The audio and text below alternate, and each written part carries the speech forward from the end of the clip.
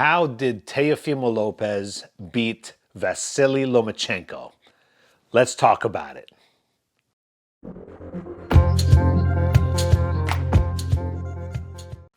What's happening, boxing fans? It is Dr. Bring It. Happy Monday. I'm sure you guys watched this fight. First of all, I do want to say that I made two videos. I'm not sure if you guys caught it. My first video that I did was a very bold prediction.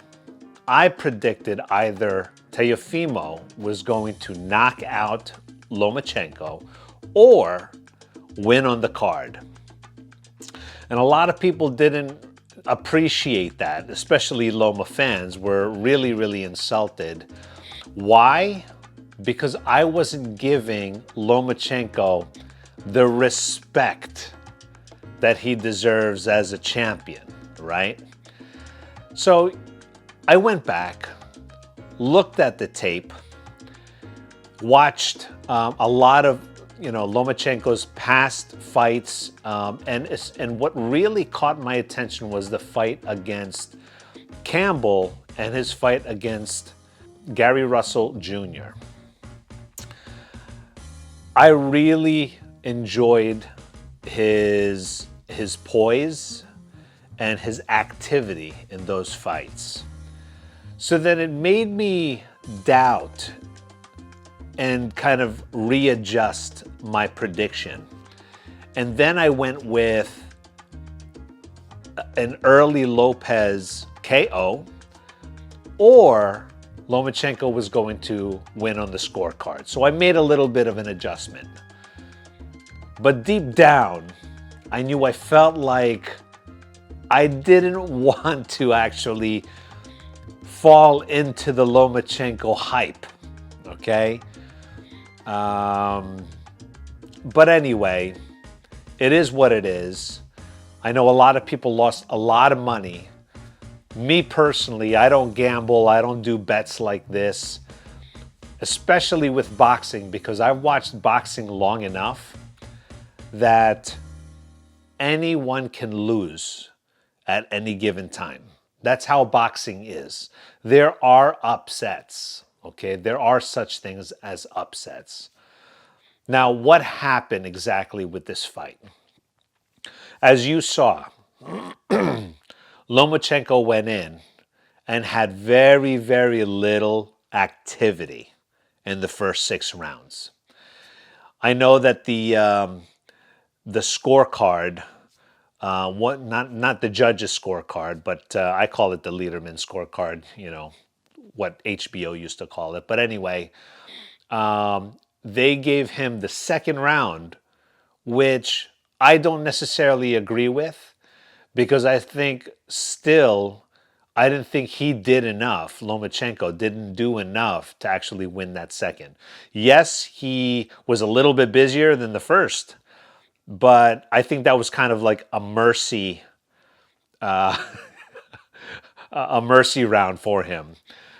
So I had, for me personally, I had Lomachenko winning the first 7 rounds, and then 8, 9, 10, 11 went to Lomachenko, and then the final round went to Lopez. That's how I scored it. Now, let's talk about exactly the strategies that had happened. Now, I don't believe that Lomachenko was just outright outclassed necessarily. What I honestly think was that his strategy was flawed. I think he underestimated Lopez in the sense that he didn't think he would last that long. He wanted to wear Lopez down for the first 6 rounds and then kind of take over from the 7th to the 12th. And honestly, I think he almost pulled it off. I actually think he really did. Now, again, based on the judges' scorecards, I was shocked to hear such a huge discrepancy. I don't think Lopez won by a landslide, by all means. I don't think so. Um, because Lopez really, I mean, we'll talk about it soon, but because his strategy was actually what I said he was supposed to do in order to beat Lomachenko. But let's talk about Loma real quick. Loma knew that he had to boxing is 12 rounds. And he knew that he had to stay away from Lopez's power. And then once he went into the deep waters, the championship rounds, this is where Lomachenko rises above the rest and is able to show his poise, his fast footwork, and everything like that. So he knew he had to weather the storm in the very beginning and then take over. But little did he know that Lopez is also he is in shape. He's got great lungs. He's got young lungs, 23 years old. He also is an Olympian for the Honduras team, right? So I think Lomachenko's camp might have underestimated Lopez's stamina. But again, I think what they missed out was when he fought that Japanese fighter, he yes, he didn't win by knockout. Okay, he wasn't able to score the knockout. However, he looked, if you really watch his eyes and the way that he stayed in that match, he was engaged the entire time. He was not just going through the motions. He was still trying to employ his tactics and trying to stay disciplined in that fight. Yes, he didn't get the knockout. Okay, everyone held that against him. But you don't always knock out your opponents. I mean, that's just boxing, right? But I think they really overlooked the fact that Lopez can also last for 12 rounds effectively. So I think that strategy kind of backfired on Lomachenko. Now I'm hearing that people say, well, what if he started with all that activity in the beginning? Well, the problem with that is that punch for punch, Lomachenko loses because he knows that Lopez has the power. He was definitely effective. Look, I mean, in round 8, 9, 10, and 11, he showed his footwork. He showed activity, and he got in. You saw actually early in the fight, you saw Lopez's left eye, very red already, okay? So he definitely got in. But that 135-pound weight class, it really shows that Lomachenko, I don't think he really belongs anything above 130. I don't. He would be able to get away with it if he fought people who didn't have the size and the power of Teofimo. But I think his wheelhouse really is in the 130s. That's just what it is. Teofimo is a true 135. It'll be interesting what he does moving forward. But anyway, let's talk about what Lopez did. From the very first round, he stood in the middle of the ring. He didn't do much moving around. He stood up there, okay? He put a nice defense up and actually had great poise. He stood there. He didn't really fall for a lot of feints. He really didn't. He just stood there and just kind of waited and sort of walked down Loma from the very, very beginning. But one thing that I really love to see, which is what I said he was supposed to do, was establish body shots. And he did that. From the very first round, he dug to the body and made Loma feel his presence and his power early. Now, why are body shots very, very important. The reason why they're important is because they take the wind out of the opponent. When you take the wind out of the opponent, you take the breath and you disrupt their breath, you tire them out. You take away their power. It affects your stamina.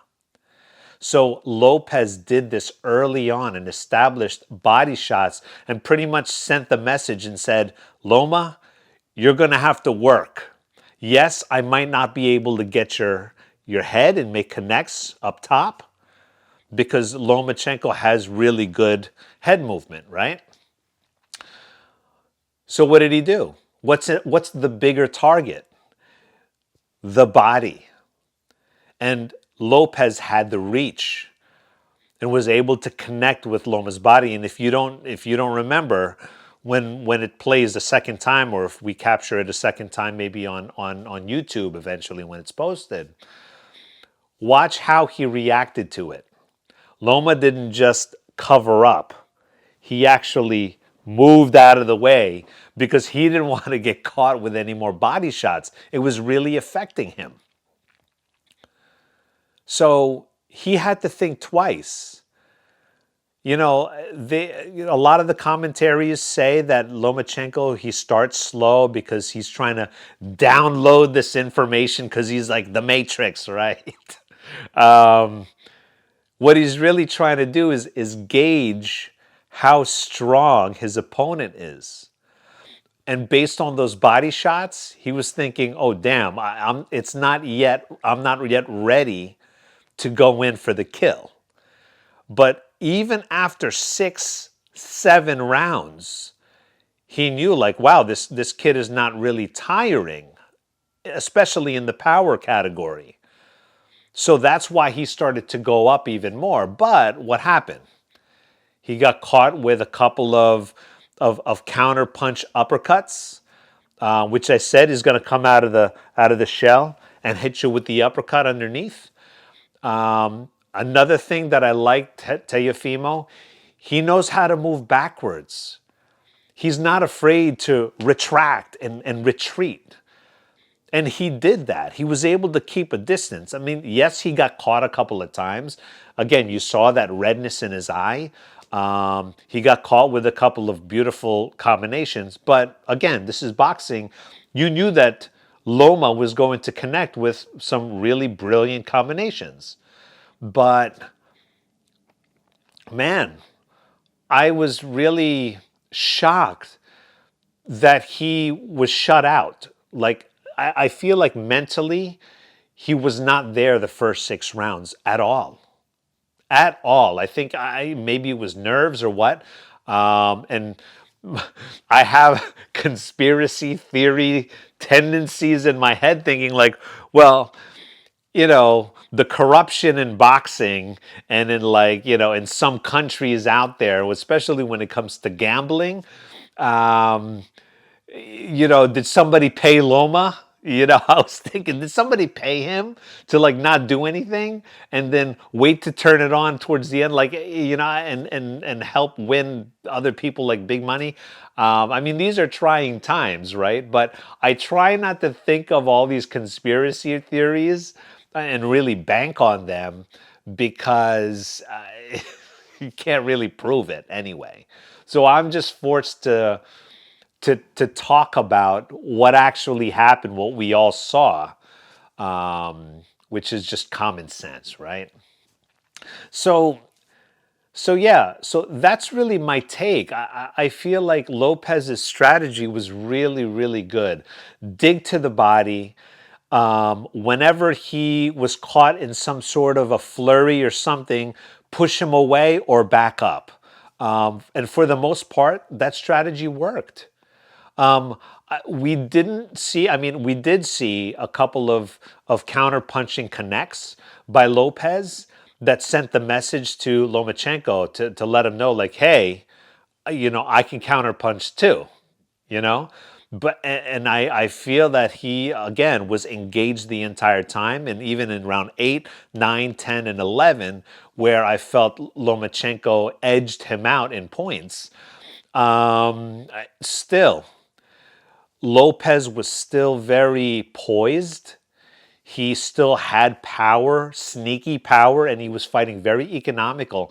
And one thing again, he's not some careless, wild punching young kid. This is the reason why I gave him, like, again, in my first video, I said that he was going to either KO Lomachenko and even outpoint him and win on the scorecard.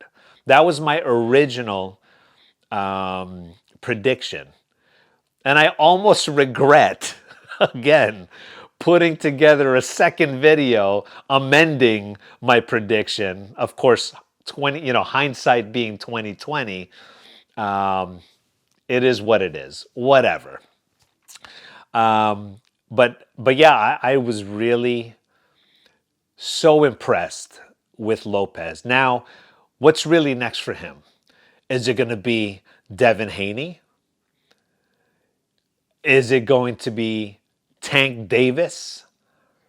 We're going to see a fight between Lopez and Campbell, maybe, but obviously, I'm not sure if people even want to see that. I wouldn't mind seeing that. Gary Russell Jr., I would love to see something like that. I mean, there's some really good fights ahead for Lopez, and now that he has all the belts, it'll be really interesting to see where he goes from here. He's pretty much sitting on top of the world right now, taking Lomachenko out, at his age. Now, this is very important, for Lopez and Lopez's camp. What are they going to do with this? He really proved to have a boxing IQ. A lot of people underestimated Lopez and said he's too young, he didn't fight anybody, he doesn't have an experience. But again, my approach to boxing is watching people, what they actually bring to the ring.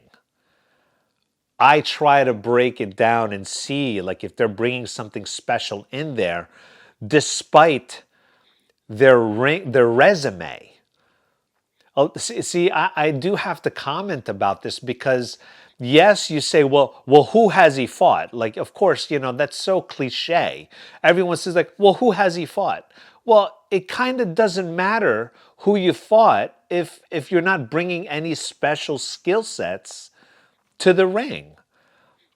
I couldn't care less about who you fought if you're coming in there and you're showing great fundamentals, great defense, if you're showing like masterful tactics, if you're showing power and footwork, head movement, like if all of these elements are there, it kind of doesn't matter who you fought back then. If you're bringing that skill set to the table, it kind of doesn't matter what you did in the past. And that's really my point. I know a lot of people ask that question, well, who has he fought? Who has he fought? They said that about Loma and Lopez. So that's that. I mean, I feel for the Lomachenko fans, but guess what? Lomachenko fans are so loyal that even if he lost, he's still the hero. Same thing with Manny Pacquiao fans. When he got knocked out by Marquez, Pacquiao fans, including myself, we like mourned, right? However, it's boxing. That's what happens in the boxing ring. People win, people lose. So anyway, chime in. Let me know what you guys think. It'll be really interesting to hear your take on why you think Lomachenko lost or why you think Lopez won. Let me know. I love the spirited and passionate comments that come in all the time. I try my best to at least give you a heart to let you know that I appreciate you, that you took your time out of your day to comment and enrich our boxing forum, even though it might be in a form of an insult to me, even though you don't even know me. So whatever, it's all for the good of the sport because we love boxing, right? So I got thick skin. Let's talk about it. You guys can come and jab at me anytime. It's all good. Whatever. Just keep it classy, okay? I can only take so much getting beat up, and you don't even know me. But anyway, subscribe if you haven't subscribed already. Hit the like button and let me know that you like my content. And yeah, let's talk about boxing. Great things ahead. We'll talk to you soon.